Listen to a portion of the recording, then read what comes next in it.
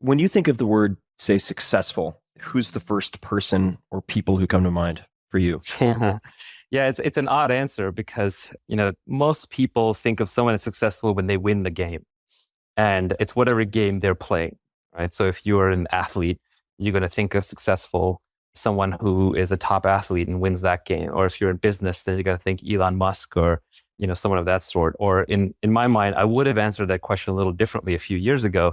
I would have said Steve Jobs because he created something, or he was a driving force, part of the driving force and the spearhead for creating something that has changed the lives for all of humanity, and that's the iPhone. I think of Mark Andreessen as super successful, not because of his recent incarnation as a venture capitalist, which is an interesting one, but because of the incredible work that he did with Netscape. He commercialized the web browser.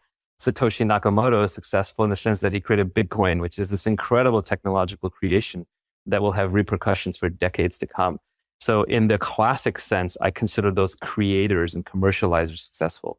And of course, Elon Musk, just because he changed everyone's viewpoint on what is possible with modern technology entrepreneurship. But that said, to me, the real winners are the ones who step out of the game entirely, who don't even play the game, who rise above it. And those are the people who have such internal mental and self-control and self-awareness that they need nothing from anybody else.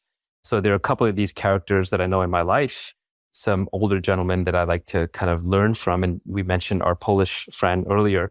I would consider him successful because he doesn't need anything from anybody. He is at peace. He is at health. And whether he makes more money or less money, or whether the next person over from him does better or worse than him, has no effect on his mental state and bearing. And historically, I would say that the legendary Buddha or Krishnamurti, whose stuff that I like reading, they are successful, quote unquote, in the sense that they step out of the game entirely. Winning or losing does not matter to them.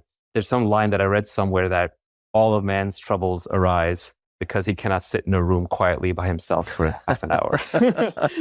Right?